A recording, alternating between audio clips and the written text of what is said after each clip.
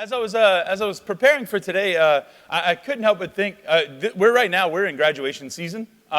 I know on Wednesday we had our baccalaureate mass, so we had our graduates. We had about 40 graduates, so we recognized that from here that graduated on Saturday from Nichols. On Friday, I went to Edie White's graduation. On Saturday, I know Nichols had their 3 graduations all day yesterday.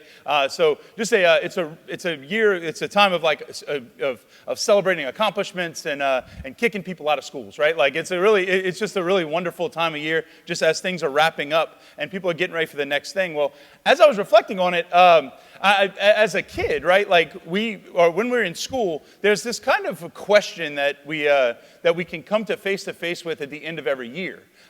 The question of now what? When you're in preschool, and you're going to have your preschool graduation, and I'm sure you're going to get all your parents there, and they got phones and video cameras and whatever it is now. And what they do is they have this some kind of a program, and they probably have a flower that goes to mom and dad, and some kind of construction paper project that they're going to show you, and then they all sing, and they all, great, you passed preschool. It was the best 2 years of my life. At the end of it, what happens? Okay, congratulations, you've graduated. Here's your certificate. Take a picture with the teacher that's so happy to see you go. All right, and then what happens? Okay, well, what now? Okay, kindergarten. Same thing, great. After kindergarten, graduation, great. Elementary school. I remember I finished first grade, and I asked my mom at the end of the year, I was like, so you coming to my first grade graduation? She's like, we don't do that every year. Don't worry. But as you keep going through, what happens when you get to middle school, whenever you wrap up, whether it's 6th grade, 7th grade, 8th grade, whatever it is, okay, great. You wrap up there, and they do some kind of departure ceremony. Now what? Well, we go into high school. And after high school, you kind of walk into high school, kind of this awkward, weird, kind of 9th grade, 8th grade, whatever. That's the world's bigger than I don't know what to do. And then you walk out this weird, awkward senior that thinks that they know everything. It's great. What happens? You walk across the stage, you get your diploma. The question always follows, now what? Well, then you go to college, and you come to Nichols because of Colonel Catholics, and we're awesome, all right? Because they got their really handsome priests, and people show up, think it's Father Mitch, and then tough, they stuck with me. But what happens, okay, great, we go into college, and at the end of college, the question of now what becomes a little bit more serious.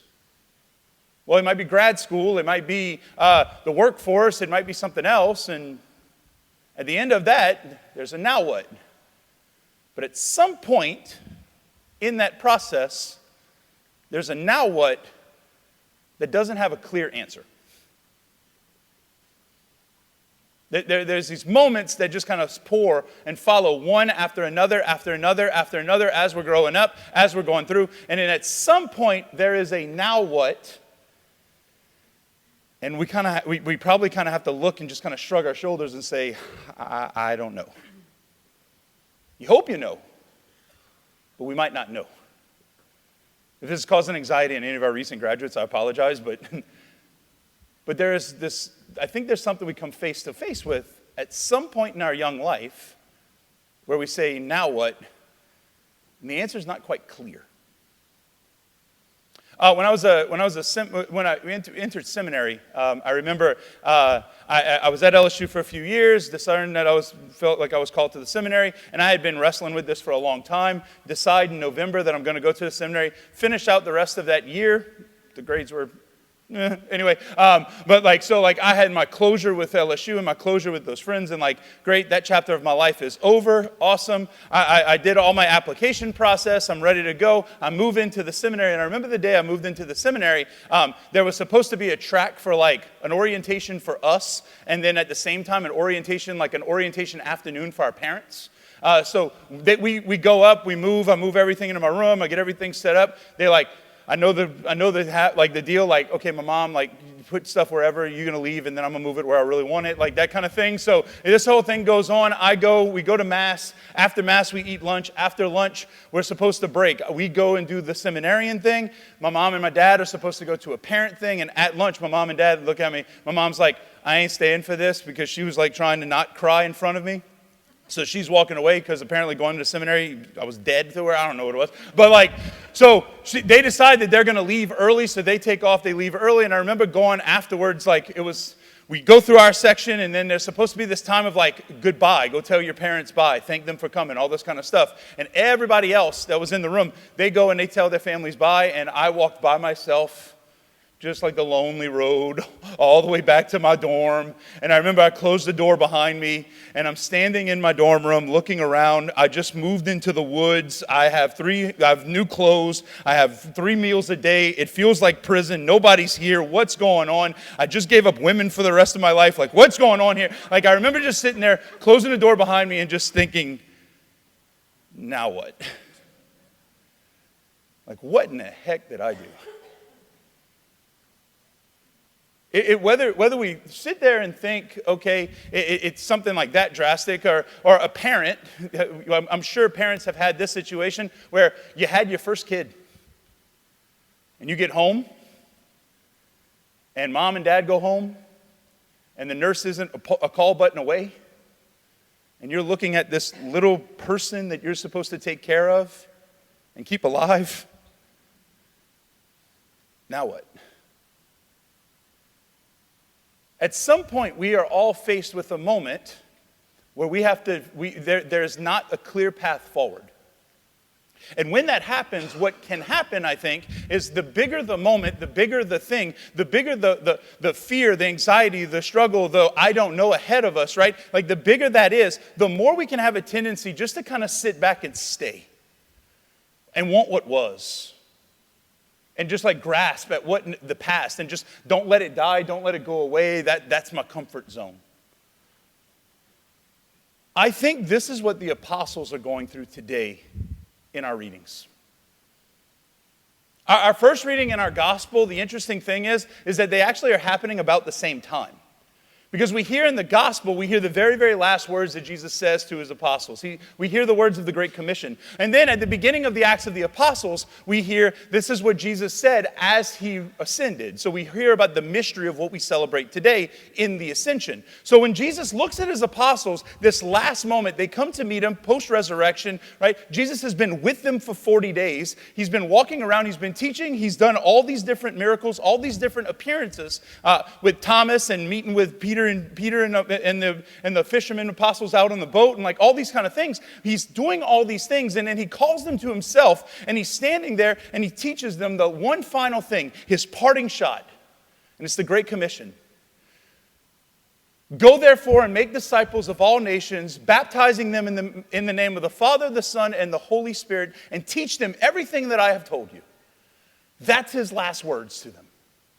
That's his last words. And he says, behold, I am with you until the end of the age. And then if we flip back to the Acts of the Apostles in our first reading, he's then lifted up in a cloud and disappears.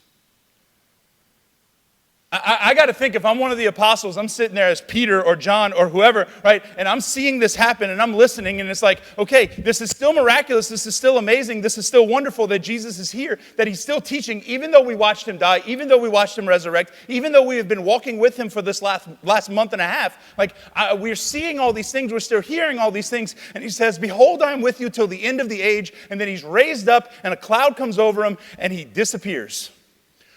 You just said you were going to be with us, and now you're gone. And I think it's so telling, the posture that they find themselves in. When he had said this, as they were looking on, he was lifted up, and a cloud took him from their sight. While they were looking intently at the sky as he was going, suddenly 2 men dressed in white garments stood beside them.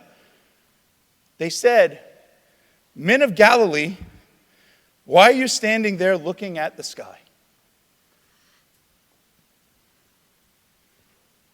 There he goes. And he's gone. And this is what they're doing. Just looking up. Men of Galilee, why are you looking up at the sky? I have to believe part of it is because as they've been following Jesus these 3 years, as they've been walking with Jesus, as they've been formed by Jesus, as they've been listening to Jesus, as they've been seeing Jesus do all these things, Jesus has been the one in the front. Jesus has been the one with the lead. Jesus has been the one that has been doing the teachings, doing the miracles, challenging the Pharisees. He's the one that was arrested. He's the one that was crucified. He's the one that rose on the third day. He's the one who has been showing mercy to sinners. He's the one who has been making sure to bring about justice and love and peace and all these things. As Jesus is going around, he's been the one in front of all of them. And now he says, as he's been saying, you're going to do it. You're going to do it. Go, make disciples, baptize them. Go, teach the faith. Go, proclaim what you have seen. He's getting ready to commission them. He keeps saying, I'm going to send you out. I'm going to send you out. I'm going to send you out. And now, what does he do? He sends them out. And he's gone. And they can either stay here looking at what was. Something went wrong. Please try again. Exactly, it did. That was spot on. They could either sit here looking up at what was, or they have to go out with no plan, no safety net, no how-to manual, and they are sent out. They look around at the world and they say, now what? Like, I don't want to downplay what they were facing. A priest, Father James Shea, wrote this one time in a book. It's just really beautiful. And he said, if you look at like the early church, this is what they had for them. This is the resources they had. Bishops, they had 11 of them, the 11 apostles. Jesus chose 12. One of them was terrible, and then, okay, so he's got 11 left, all right? Priests, same number. Deacons, none. Trained theologians, none. Religious orders, none. Seminarians, none. Seminaries, none. Christian believers, maybe a few hundred. Countries with Christians in them, one. Church buildings, none. Schools and universities, none. Written gospels, none. Money, very little. Experience in foreign missions, none. Influential contacts, next to none. Maybe one or two, but they were quiet and they were hiding. Societal attitude towards us as the young church. Ignorant, most of the world, and hostile to the ones that knew him. Sorry, something went wrong. A lot went wrong. But look ahead. As they are looking forward, what do they see? That. And Jesus has sent us to go, make disciples, baptize, and proclaim the faith. And that's our backup. Now what? The interesting thing is that the church, whenever we celebrate this week, when we go through these couple of weeks in the calendar, it plays out in a really, really beautiful way. Because this week we celebrate the Ascension. Next week we celebrate Pentecost. And the fact is that Jesus Christ does not leave us orphaned. He does not leave us to our own devices. He does not lead us to our own gifts. He doesn't put all the pressure on me. What he does is he says to his apostles, I will be with you until the end of the age. He's saying, I promise you, I'm going to have my presence with you. I'm going to be guiding you, and I'm going to continue to lead this church, even though, Peter, you're not that good at speaking, or you have a tendency to put your foot in your mouth. Even though, Thomas, that you have a doubting problem. Even though, John, you're a little bit too young. Even though you guys are weak, I'm still going to be with you, and this gospel is going to get proclaimed. Because I'm sending my Holy Spirit. So don't be afraid and hiding in the now what. But be bold and trust that I'm sending you forward. And I'm going to equip you in the process.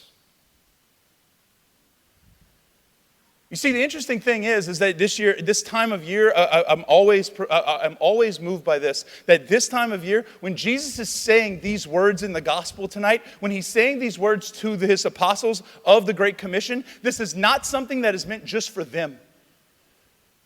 These last words that he says, and I think the church invites us to reflect on it as well, because these last words that he says is not just meant for Peter and for James and for Paul, and Peter, James, John, Thomas, James, Philip, all of these other guys, not for Paul, not just for those who are in the Bible, not just for the greatest saints, the fathers of our faith from 2,000 years ago, that these words are meant for us as well. So much so that the church says them every Mass we come to. Because the last words we hear are, go and announce the gospel of the Lord. The last words we hear in every Mass we come to is go. Just like the last words that Jesus said here on earth to his apostles was, go. Go and proclaim. Go and announce. Go and speak. Go and share. Go and witness to the things that you have received. And I don't send you alone. I send you with the grace of my Holy Spirit and the grace of the sacraments. Go. So how do we do at going? If you were honest, as you reflect, as we're in this season of transitions, as we're in this season of endings and beginnings in the summer and to being able to take a break, it's a moment for us to be able to reflect, and I think it's a moment the church invites us to reflect, is how do I do at the go? Am I intimidated by the now what? Am I intimidated by where? Am I intimidated by what am I supposed to say? How am I supposed to preach? How am I supposed to proclaim? How am I supposed to practice? What am I supposed to do? Or am I afraid of the world? Or do I trust that the Lord is with me, that he has equipped me, he has sent me? And do I respond generously to his call? Go. When we come to Mass, we lean on the grace of God. When we come to Mass, we allow the Lord to meet us in our weaknesses. The apostles, the first 12 apostles were nothing special. It's 6 fishermen, a tax collector, and one who really screwed up. And yet 2,000 years later, you and I are on the other side of the world celebrating the faith. Right now.